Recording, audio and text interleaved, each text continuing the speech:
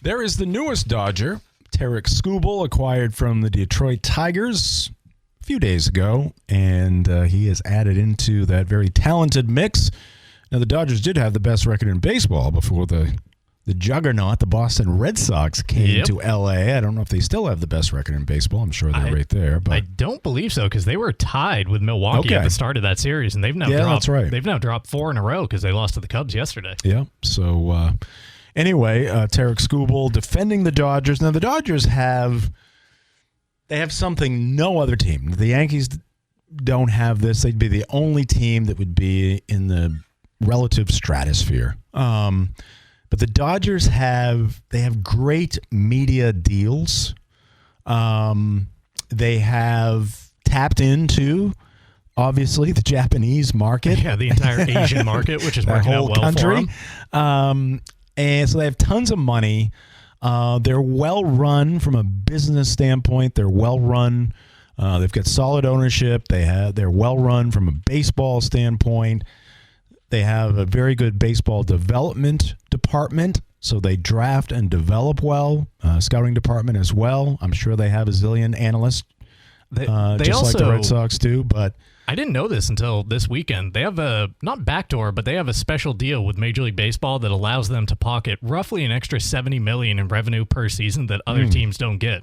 And that's because they went bankrupt in 2011. The ownership group of the Dodgers went bankrupt, had to get bailed out by Major League Baseball, and in that deal, they let the Dodgers, they agreed to tax their TV money as if they were still a broke franchise through 2039. Oh. And because they get taxed as though they're a bankrupt 13, franchise. 14 more years. Yes. They get to keep an extra $66 million every year that every other team does not get to keep. You know what 66 a year is? It's Shohei. That's what it is. Well, it's not, because they're not even paying him. No, it's deferred. That this money is deferred until he retires. Did I add in the word creative?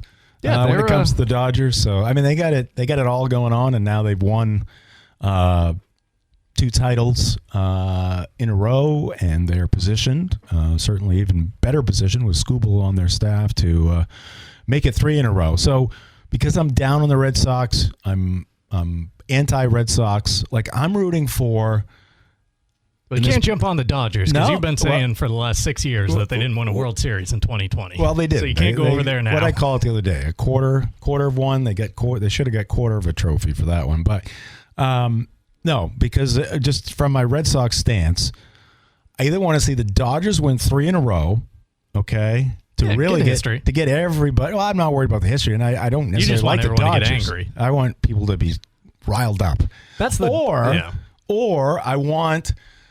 And this is probably not going to happen, but I want the Rays or the Brewers. I want one of those teams that's not spending money because he's done it before and he'll do it again and he loves it. I want John Henry to say, see, we don't have to be. I want him to be torn between the gravitational pull that is Red Sox Nation trying to pull him to spend more money. But I want him to have, so I want one of those extremes to happen. I want either the richest team in baseball to win 3 in a row, make history, or I want one of the teams that don't spend, but they compete, at least during the regular season. I want one of those teams to win. So I want one of the extremes to play out, and I want the Red Sox to be right in the middle. So because... like, anybody making the argument that the Dodgers are ruining baseball...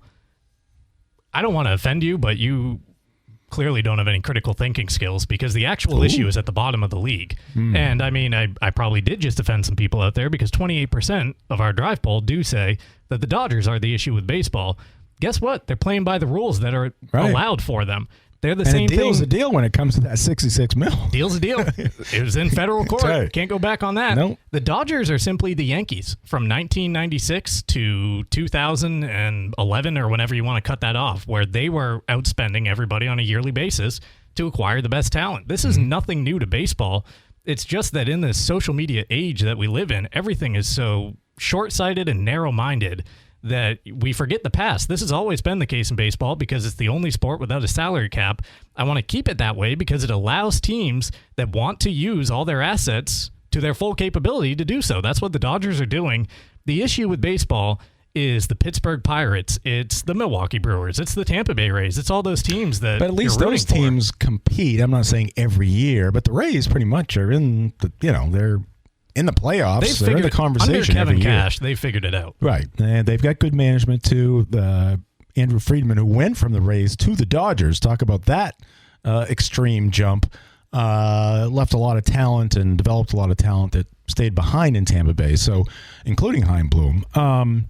So they figured it out how to be competitive in the regular season, how to make it interesting. They just haven't figured out how to get over the hump. Yeah, because of the players that they use. Right. The Brewers, I'm not saying every year, but 3 out of every 5, at least recently, they've been competitive. And they may have the best record in baseball right now. So, that is a problem. But those teams are much more the issue than the Dodgers. But I just doing what's allowed. Yeah, at least in recent years. The Royals, they've had 1 year of every 4. I mean, obviously they won a World Series. How long ago? It's probably a lot longer than I think. 15, I want to say. Yeah, okay, it is. Was Ned Yost their manager? I think so. Wow. I believe so. But I mean, Bob Nightingale mentioned it, and I got to remember, Mark, we got a camera here in the studio, so I'm doing a lot of things. That's I'm good. mouthing things you to you. You want to emote. You want to play to the camera. Right. It's engaging. But I'm mouthing things. I didn't cut those clips. All right, good. But when Bob Nightingale said they got to get, the Marlins and the so-and-sos and the so-and-sos, the teams that don't spend money. Look, the Marlins are a case. They just don't spend. No. And they don't win generally. Now, earlier this season, they were 10 games over 500, something like that. But then they fall. They're right around 500, but that's in the NL, so they're 3 games out of the wild card, whereas they own one of them in the AL. Right. But we've been saying that forever. Those teams need to spend money. Well, that's and nothing has changed. That's my issue. Same teams. We're saying the same team, the same organizations every 5-10 years when this topic comes up. And just because they are going for a three-peat and they acquire the best talent, which the sport allows them to do, the spotlight is shining on the Dodgers right now, but that's the issue at the bottom. It's these teams that are okay with just taking their revenue sharing and going about their business. There needs to be a salary floor in baseball, not a salary cap. You have to tell those teams, the Tampa Bays, whoever, you got to spend $175 million a year on payroll, because the Dodgers right now, after the trade deadline, will cut a higher luxury tax bill this season at $180 million than Cincinnati, Milwaukee, the A's, Colorado, Pittsburgh, Minnesota, Washington, the White Sox, St. Louis, Tampa Bay, Cleveland, and Miami will spend on their entire 2026 all the same payroll. Names. All the same names we're talking about. And we talked about that. We could have run through those same organizations 10 years ago. Those are the issues, not the Dodgers just playing by the rules. And again, there's the Red Sox, who used to be closer to the Dodgers. Now they're not closer to those teams, but they're 7th in baseball now. But it's fake money. It's a major drop off from the top. And also, when you dive into it, it's a lot of. There's some deferred money in there. There's injured money in there. There's money in the minor leagues that's in there. It's not towards the major league roster. And that's another thing with this deadline that we haven't really brought up is, yes, Craig was bold in the moves that he made and the assets that he parted with, but the team didn't bring on any money. They didn't go out and acquire that massive player that's, both name recognition and production. $25 to $35 million. Yes, being paid that much money, because they're still operating it like they're hanging out in that illusion of contention. That's the unfortunate part with all this. I'm so ecstatic that they've gone 23-3 over the last 26. They've turned around the season. I've got something to look forward to on a nightly basis.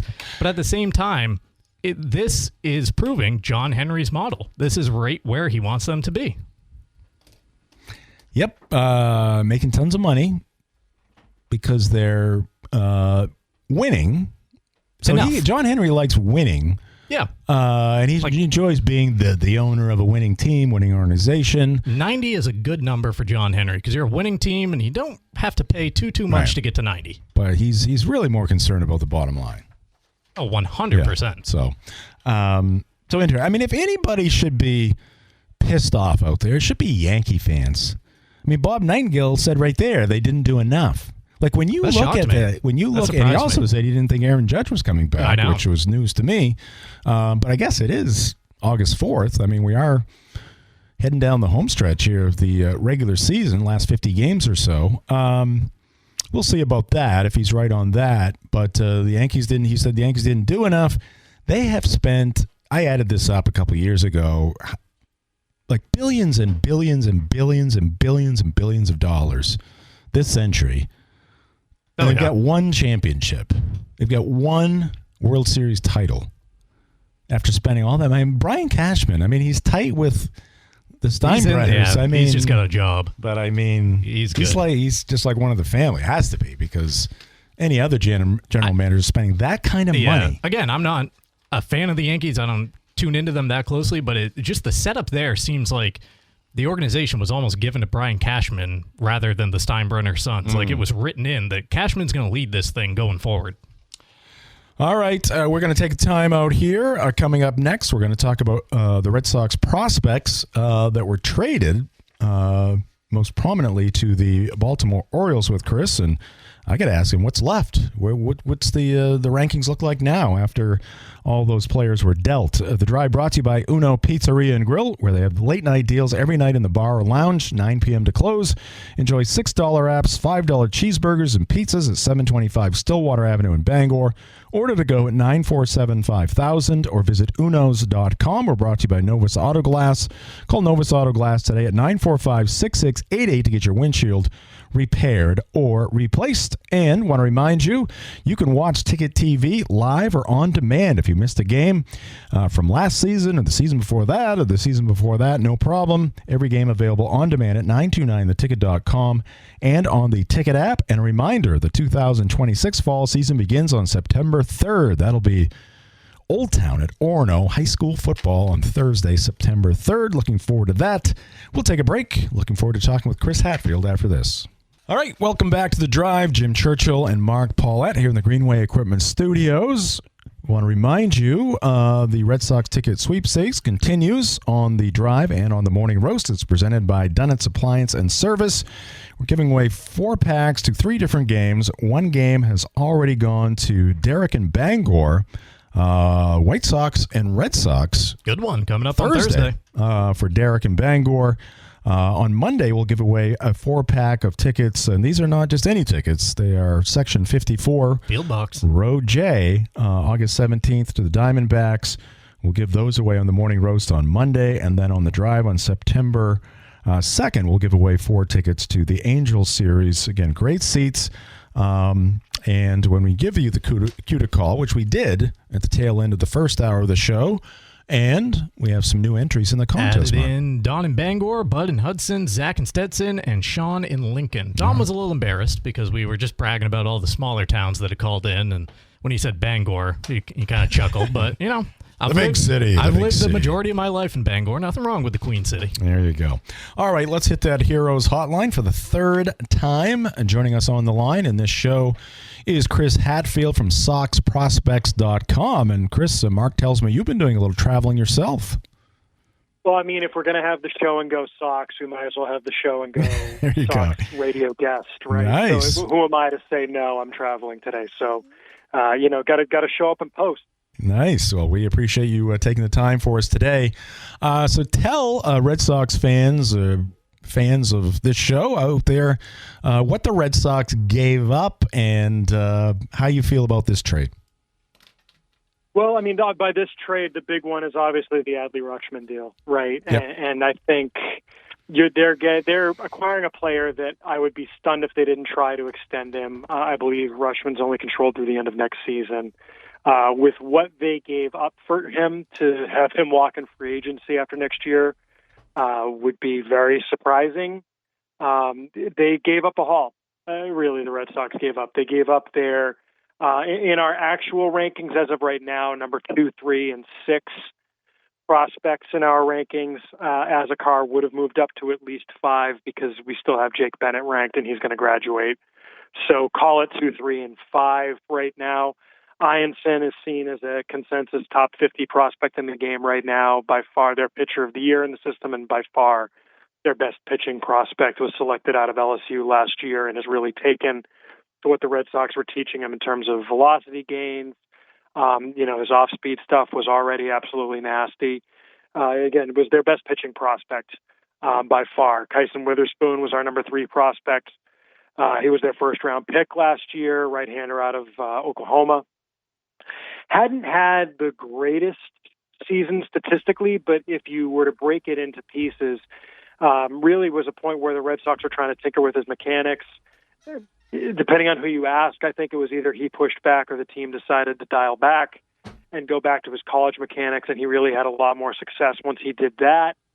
Query whether the Red Sox maybe weren't quite as interested in the player if he wasn't going to be able to take to whatever mechanical changes they were trying to teach him. So at any rate, their first-round pick from last year gets shipped out. And then an Endy Azekar, a really interesting young outfielder that had already made it to high A, which was where Witherspoon was. Ianson was in Double A Portland. Azekar, I really liked, a guy who, for his age, he's 19, I believe, had shown a great hit tool, could really go get it in center field. Very promising young prospect, had also, really put a charge into the ball, showed some developing power. So those were 3 really big pieces. And then in Carlos Narvaez, a guy who this year hadn't really done a whole lot, but just last year was a 2.5 to 3 win player. So this was not a small package that they gave up.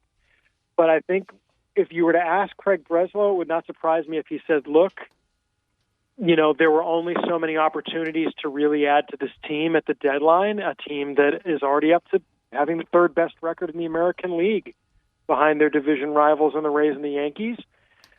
Felt that this was a team that deserved an addition. And I think he probably learned last deadline that when they kind of stuck to their guns on the potential Joe Ryan deal that didn't happen, which in the long run, maybe for the best, they still have Franklin Arias and Peyton Tolley around, guys who are getting discussed for that deal. But at any rate, I think the lesson learned there was, going out and getting Dustin May instead didn't get the job done. And I think he felt he needed to go get the job done and add at a position of need. This team had holes in left, in the middle infield, and at behind the dish. They went and got Rutschman, who's on the IL right now, but will come off of it. They had tried to add at second base with the Curtis Meade deal. We'll see when and if he's able to come back. But it was clear that Breslow was on a mission to add to the lineup, and certainly went and got a player that could be a cornerstone if they can get him locked up to some kind of an extension. A good defensive player behind the dish. Hasn't turned into the uber superstar that I think a lot of folks thought he would be potentially when he was the top prospect in the minor leagues, but is a very good major league player nonetheless. And a guy, at a position where Narvaez and Wong wasn't getting it done. They had 4 spots in the lineup where on a given night they weren't getting much offensively. That needed to change, and he can give them more than they were getting from the catcher position. So an awful lot to give up. But as he said, it's not really about winning the trade in an era where, we're operating off of very similar information. There's no more getting one over on teams really anymore. It's just a matter of what the price is, and if you're going to line up on what the price is for a player. And I think he felt they needed to match the price for someone or else get left holding the bag, and he didn't want to get left holding the bag again this year. So went out and did that, and what's an enormous deal, biggest in-season deal they've done, I think I saw since Victor Martinez in '99, which is kind of crazy to think about. But, it's a huge deal. Drew upon most of what they had at the top of their minor league system. They were able to hold on to Franklin Arias, who really was on a level of his own. But, after that, they really pushed the chips in with what they had in the farm. So, really going to have to see if it pays off here down the line. And I'm sure the Orioles and Orioles fans, I've got Orioles fan friends who are texting me, and I said, you should be happy with what you got because they got a haul, but both teams can win a trade. And I think, that's what the teams are hoping for here. Yeah, I don't really have any objections to any of the 3 big trades like Meade, Rutschman, or sending Meyer out of town, because I think each of them in a vacuum was done to make this team better this season, and that's what it did, even though I was a big fan of early in the long run. But I saw an interesting note from Chris Cotillo last night of MassLive.com, just kind of saying hindsight's 2020, thinking about some of the players that were either linked to some of these prospects in the Red Sox system that they didn't make those deals over the winter or last year at the trade deadline, to what they now got in return across those 3 deals. Adley Rutschman, a lefty reliever, and do you feel that they got enough in return for what was sent out? I mean, you could argue they didn't, but the problem with that to me, that line of thinking is that you have to assume there's someone out there that would have given them more, right? Trades, there have to be two teams that line up and agree on what's going to go in each direction.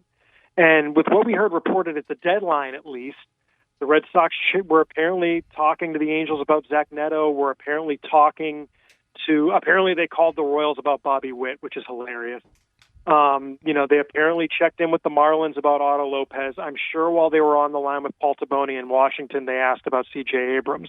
It's not like, last year you got the sense that they really were uber focused on Joe Ryan, and when that didn't happen, they panicked. Here they surveyed what the lay of the land was and found a deal that they were willing to do. Yeah, maybe if there's another trade where you could say, well, if they could have done the comparable, trade to this, then fine. But who knows, right? Because, again, at the deadline last year, if the Red Sox had given up Franklin Arias and Peyton Tolley for Joe Ryan, I don't know if any of us would have been screaming from the hilltops, and now we would have been looking at that as holy crap. I'd rather have Peyton Tolley in a vacuum. Never mind adding a top 10 prospect in the game in Franklin Arias, right? So these things can go both directions. And so, yeah, you can look at it like that, and there have been times when I've personally looked at things like that.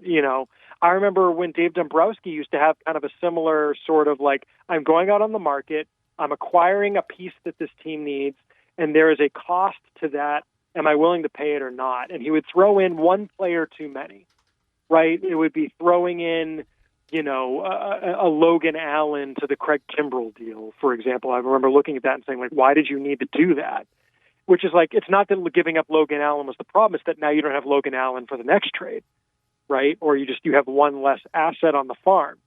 With these, I don't know. Do the O's give up Rushman if you take Endy Azakar out and instead put in Harold Rivas is a name that we heard rumored, right, as being in the trade, and then it got corrected that he wasn't in the trade, right, if you were following in real time on social media. The Orioles probably say no if you say, well, how about we give you Harold Rivas, who's a rookie ball center fielder, instead of Endy Azakar. They probably would have said, no, we want Azakar. This is a franchise cornerstone. We're fine keeping him. We'll trade him in the offseason, right? And so, who knows whether there was another deal out there, but it's not like free agency where you're betting against yourself and you're giving a guy $50 million more than you needed to and he would have eventually agreed to if you waited him out, right? I think it's two different things. Yeah, it's possible they gave up too much, but I think there's a point where, do you want to go get someone or no? Are you comfortable not getting anyone? Which, look, that happened several times under Chaim Bloom, where they just didn't really get anyone. There was the year they got Schwarber, but otherwise it was a whole lot of nothing at the deadline. And look where that got him, right? So I think at some point you've got to make the team better when there's a chance. Flags fly forever, as they say. So we'll see, what the ledger says in 2, 3, 4 years. You look at, say, the Garrett Crochet trade. I think both teams are happy with that one. Maybe this is one we think of that way. Maybe it's one we think where one team absolutely, rolled over the other one, and who knows which direction that winds up going in. So we'll see. Yeah, I'm going to wait another year on that Garrett Crochet thing. We haven't got much out of him this year.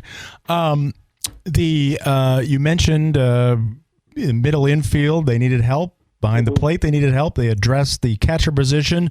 They still need help in the middle infield. My question to you, Chris Hatfield of SoxProspects.com is, can Franklin Arias help this team this year before it's over and said and done with? So here's the thing. I think they should not, and I don't think they did, approach the deadline assuming that can and will happen, right? I don't think you can rely on Franklin Arias to come up and be the savior. And I think, frankly, they delayed his promotion to AAA just to keep him out of the spotlight as long as possible, because in his first week in AAA, I had to go on social media and explain, no, the fact that he's playing second base tonight does not mean a call-up is imminent. He's been doing it for a month, once a week. And no, the fact that he got a night off does not mean he's getting called up. Every player in the minors gets a day off once a week, pretty much. And, it's just because the bright lights are now on him. He's just a short trip down the pike away, right? Now, I'd like to see him get maybe a month. And if the middle infield is still a problem at that point, yeah, maybe if he's still tearing the cover off the ball. He certainly hasn't missed a beat since getting promoted to AAA. I mean, he's got I think a couple of bombs already in AAA. He's got 2 home runs. He's only got a 814 OPS. God forbid. It could happen. I think they can't rely upon it. I think if he just continues to tear up the level and they still need help at short, sure. I don't think Sung Chae Cheng is holding him back by any stretch of the imagination. I don't think Andrew Monasterio is holding him back by any stretch of the imagination. I don't think a returning Trevor Story is going to hold him back, because we heard that maybe he's going to be approaching a rehab assignment, sometime this month. I do think you don't want to call him up and have it, fall completely apart. I think when they've had uber prospects like that who they've called up, Xander Bogaerts came up in, 2013 it would have been, and was just putting in competitive at-bats, and that was a win, right? He didn't come up and set the world on fire. When Mookie Betts first came up, when Jackie Bradley first came up, these guys weren't necessarily immediately setting the world on fire. But if you're getting absolutely nothing out of the shortstop position, push your chips in. I think it's been said, and it's a fair point, that if Arias is on the 40-man roster, he gets locked out with the rest of the players' union if there's an owner lockout, whereas he wouldn't necessarily if he's not on the 40-man roster. Is that a consideration? Sure, but again, flags fly forever. I think the team will be okay with him missing a few months of development time if he helps contribute to a World Series win. So it could happen. I'm slowly warming to the idea with what happened at the deadline. Let's see how the next 2, 3, 4 weeks play out, and we'll know a little bit more once we get a larger sample size of him in AAA. Yeah, Sox clearly taking a seize-the-moment type approach here. We'll see if Franklin Arias is part of that mantra here in the 2026 season. Hey, Chris, as always, just very quickly before we let you go, so sure. What's left? Give us our top 5 now after the depletion, so to speak. Top 5 prospects in the system. Well, you've got Arias at the top for sure.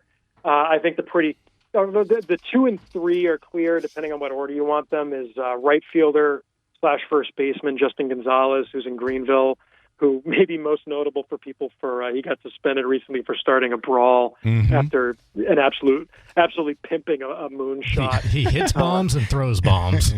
He's got an absolute cannon for an arm, which is why you try and make right field happen, even though he's an absolute monster of a human being. He's like 6'7".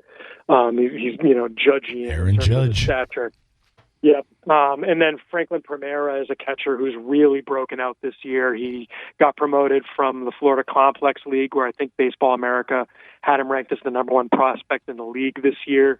Was just recently promoted to Low A Salem, and after a very short adjustment period is tearing the cover off the ball there as well. His OPS at the level is up to 874, so he is really hitting well. Pretty good defensive catcher, though we're starting to hear some maybe mixed evaluations of his catching ability. After that, it's really a grab bag. You've got names like infielder Henry Godbout, who just missed some time with a broken hand, but he was a draft pick out of UVA last year. He's in high A. Juan Valera, big arm, who had Tommy John surgery earlier this year, is out for the rest of this year and probably a good chunk of next. And another name I'll throw in there is Sadbiel Delzine, a big pitcher who also was just promoted from the Complex League up to Salem. Big right-hander, very good command for his size, good command and control. With premium stuff, he's touched 100, but again, very young, still very much learning. We'll see what he turns into. And after that, it's Sean Schaffner and Owen Hull, the top 2 draftees from this year out of UNC. I think that's kind of the grab bag that you're mixing and matching for the top 5. We'll probably have an update on our site, if not end of this week, early next. I think we just need to process all the departures. And honestly, I think not lost in the Meyer deal, they did get a prospect back who's going to be in our top 30, perhaps even top 20, and Carlos Gutierrez. So, a lot of moving pieces, and we'll have that up, like I said, end of this week, early next on the website. Only got about 10 seconds here, Chris. Sorry, but how did you rate the Red Sox draft? We'll wait and see. The spread the money theory, we'll see how it works out. I would have liked to have had maybe one more bigger name, but we'll have to wait and see. It's an incomplete right now with maybe a B-, C+, depending on what happens. But, okay. Big wait-and-see guy on drafts, so we'll see how it works out. All right, Chris, thank you very much, and welcome back to the area, the region. Thanks, all right. There he is, Chris Hatfield from SoxProspects.com. check it out and follow Chris on social media as well. The Drive is brought to you by Northeast Driving School. They've been the leader in driver training for over 57 years. Register today for driver's ed courses at Greater Bangor's #1 driving school. Call 942-1769 or register at northeastdrivingschool.com. And hey, Bigfoot fans, Tossie's Checkout is calling all Sasquatch seekers to the second annual Glenburn Sasquatch Calling Contest, Saturday, August 29th from 1 to 5 at 1492 Pushaw Road in Glenburn. Win a $100 cash prize, compete for legendary bragging rights, and it's free to enter. Bring your crew, bring your call, and we'll see you at Tossie's Checkout again for the second annual Glenburn Sasquatch Calling Contest. We will take a time out here. We'll come back and we'll get you caught up with a sports center and a weather forecast. And we'll be handing out some VIP passes to the Tim's Plumbing 100 this Saturday at Ricky Craven's Speedway. Got to do our Sox prop as well here on The Drive.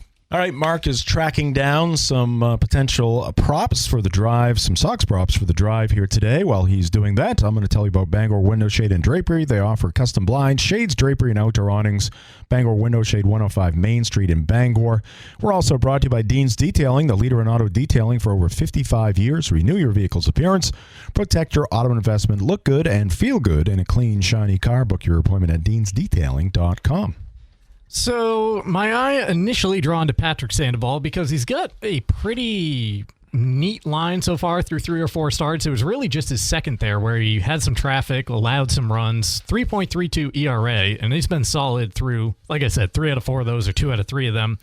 Hits plus walks plus earned run. We could have 9 or fewer for him, and he doesn't pitch all that long in the game is my other thinking on it. Right. He goes like 4 innings. And as long as he's not a big walker of guys, as long as he doesn't give up a bunch of hits, he shouldn't give up more than an earned run or 2. Yeah. And because of how long he's going to be out there, or how short, rather, I'm kind of tempted to go down that road. All right, just say he was out there 5 innings. He gave up a hit an inning. That would be 5. Walk mixed in, then we got to hope that 6. he's 3 earned runs because it's 9 or fewer. So we can hit 9. Oh, okay. We can get on 9. Yeah. All right. So he goes 5 innings, giving up 5 hits, 3 earned runs, And a walk. and a walk. There we go. It's not a quality start, but it's close. It's an inning removed. It's close to quality. I mean, we can look at the lineup, but I think that's a decent play. All right. Wow. I'm going with Sandoval. Patrick Sandoval, baby. Whew. Hey, for as good as the offense has been over this recent stretch, pitching is the only reason that the Red Sox are here. Unbelievable. And now we got the burly left-hander. Is it Eric or Mr. Derek? Miller? Eric Yep. Miller. He's interesting. Now he's a late inning guy. He is. Yeah. He's also, he has experience as an opener, and there's some that are connecting the dots between he and Brian Bayo because in like 10 career opens, quote unquote, he's thrown 10 2/3 innings, but he's got like a 0.8 ERA in that time, a bunch of strikeouts as well. So the thought is maybe he gives you a cleaner opening inning on Brian Bayo's turn in the rotation, and then he's kind of your 7th inning guy on the other end of it.